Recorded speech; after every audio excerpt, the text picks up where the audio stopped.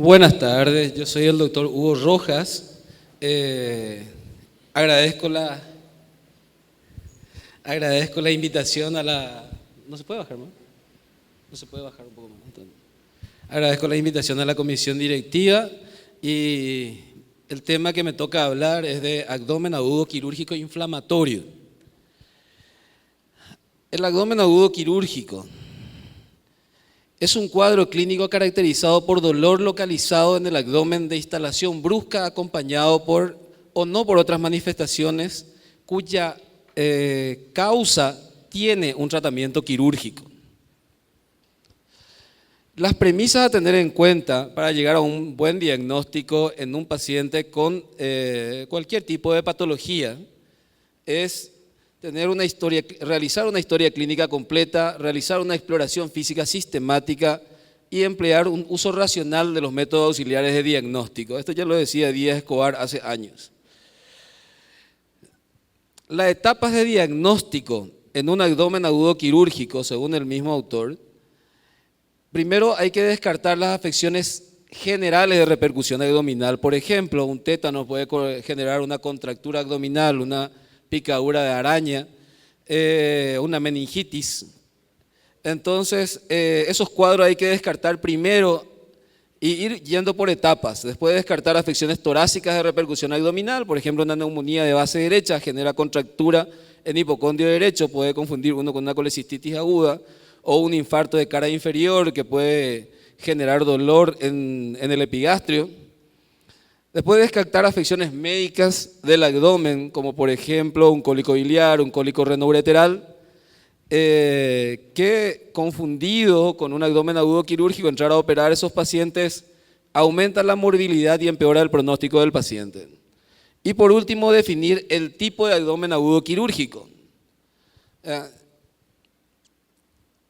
La clasificación del abdomen agudo quirúrgico según Crisman lo clasifica en síndrome inflamatorio, síndrome hemorrágico, síndrome perforativo, síndrome obstructivo, síndrome oclusivo vascular. El abdomen agudo inflamatorio. Este está caracterizado por un dolor abdominal de instalación brusca, esto es común a todo abdomen agudo quirúrgico, e intenso. Aparte de eso se le agrega generalmente fiebre y taquicardia.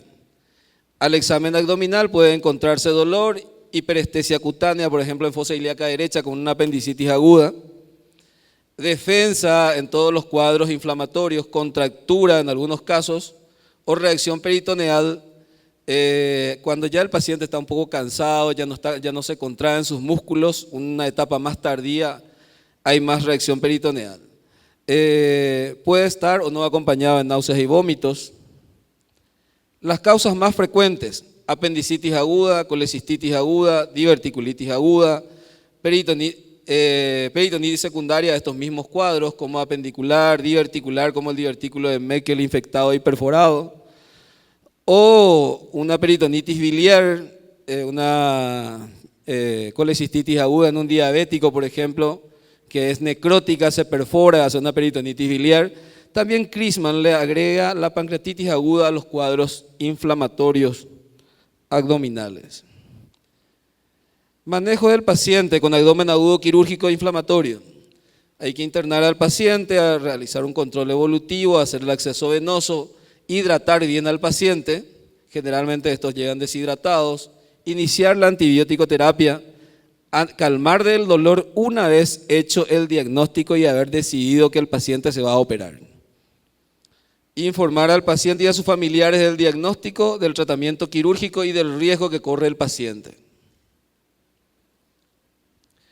El abordaje de este paciente quirúrgico puede ser laparoscópico, puede ser laparotómico, puede ser percutáneo.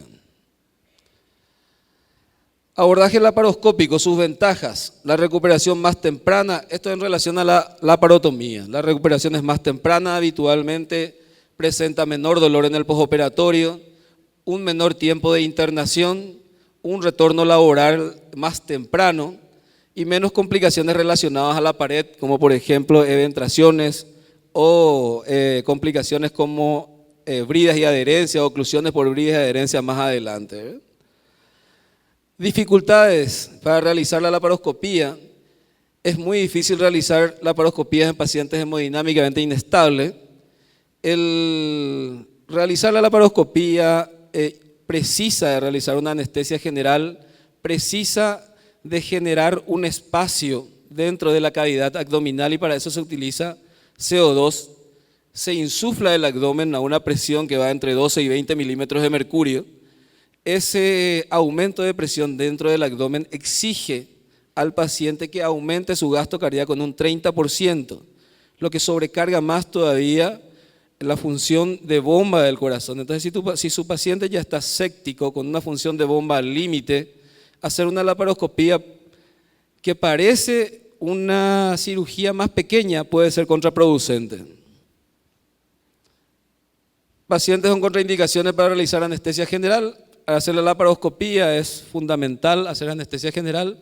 Es muy difícil, se puede, pero es muy difícil hacer otro tipo de anestesia. Pacientes con cuadros sépticos muy avanzados.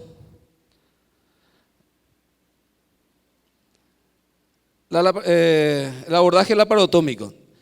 Cuando se aborda a un paciente o se resuelve a un paciente con abdomen agudo inflamatorio por laparotomía, y yo lo haría,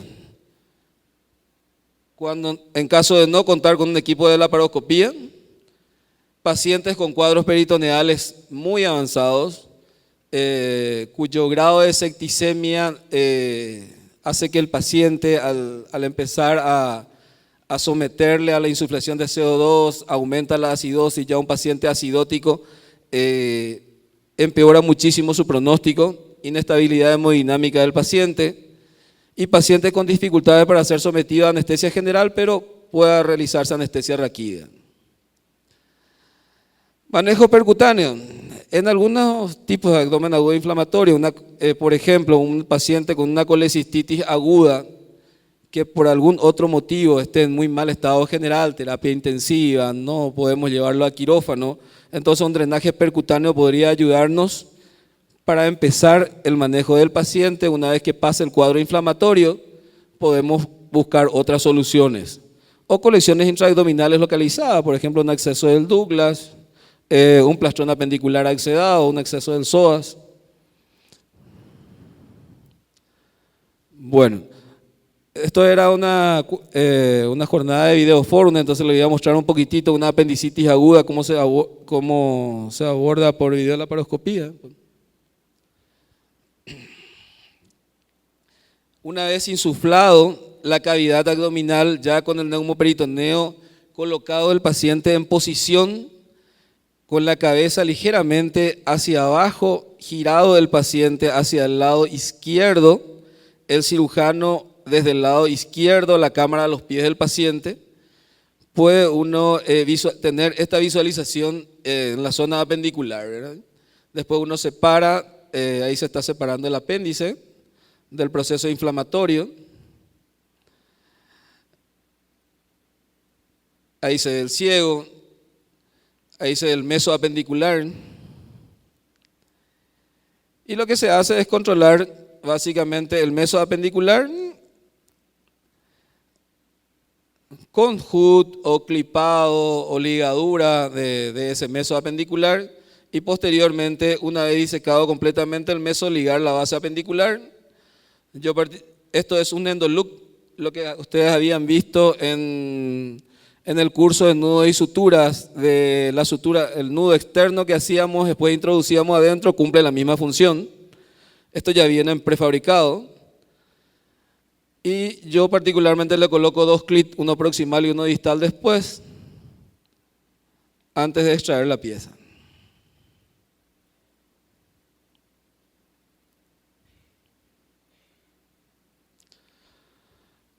Esto es una necrosis.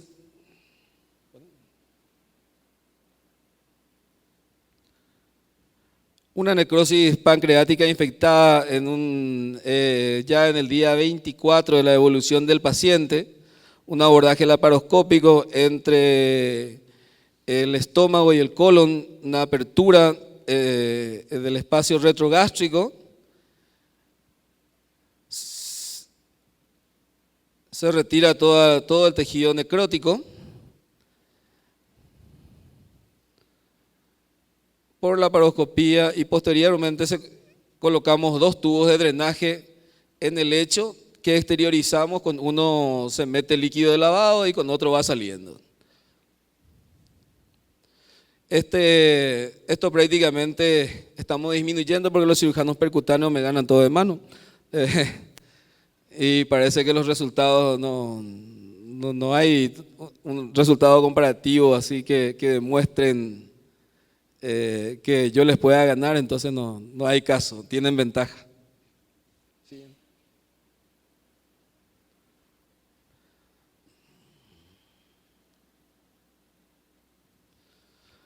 Una peritonitis apendicular, una peritonitis generalizada también se puede hacer por la laparoscopía. Se aborda únicamente los puertos, se cambia un poquitito, se agrega un puerto un poco más arriba.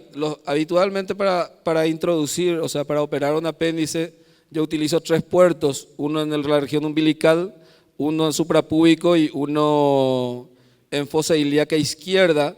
Pero en caso de que haya una peritonitis, conviene más colocar 2 puertos más a nivel de flanco izquierdo y flanco derecho, con eso se alcanza bien todos los lugares. Y la posición del paciente cambia un poquitito, se le coloca al paciente con las piernas entreabiertas, con 2 monitores, uno a la cabecera del paciente y otro a los pies, de tal manera que permita que el cirujano vaya rotando desde la izquierda, derecha y entre las piernas del paciente.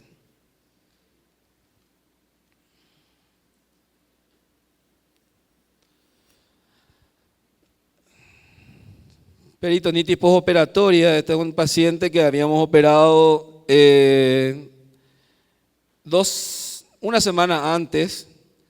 Empezó a hacer distensión abdominal, fiebre, se hizo una ecografía, una tomografía y se constató imágenes de colecciones líquidas múltiples.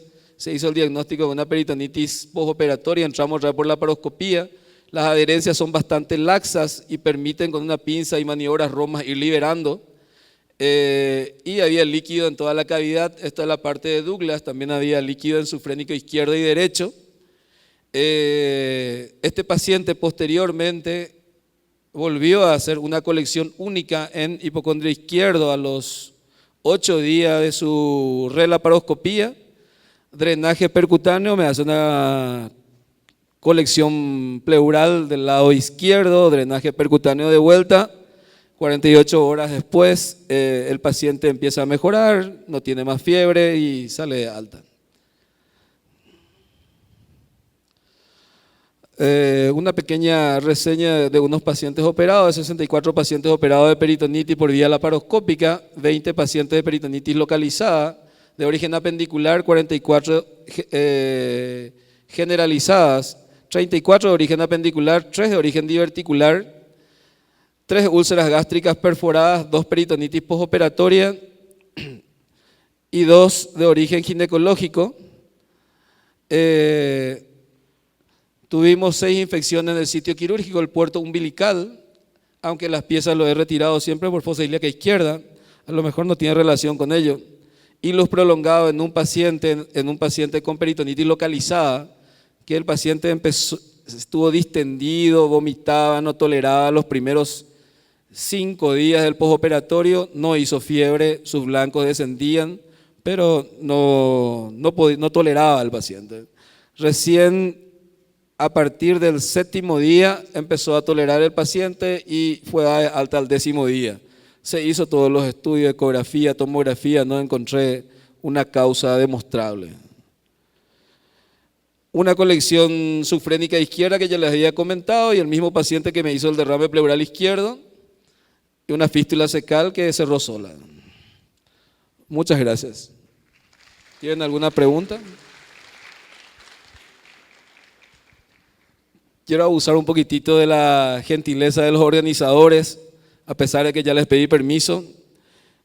Quiero hacer un poquitito, acercarles un poquitito la invitación de la Sociedad Paraguaya de Cirugía Endoscópica en el curso internacional de cirugía esofagogástrica, primer curso internacional de cirugía esofagogástrica a realizarse en laboratorios cátedra en el Sanatorio Migone.